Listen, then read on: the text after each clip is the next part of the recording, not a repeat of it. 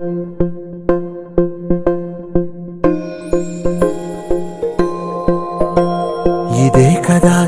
కదా నీ కథ, ముగింపులేనిదై సదా సాగదా.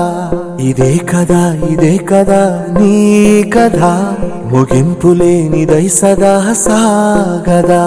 నీ కంటి రెప్పలంచున మనస్సు నిండి పొంగిన ఓ నీటి బిందువే కదా నువ్వు వెతుకుతున్న సంపద.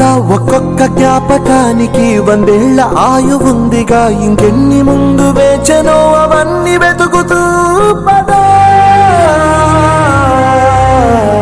మనుష్యులందు నీ కథ మహర్షిలాగా సాగదా.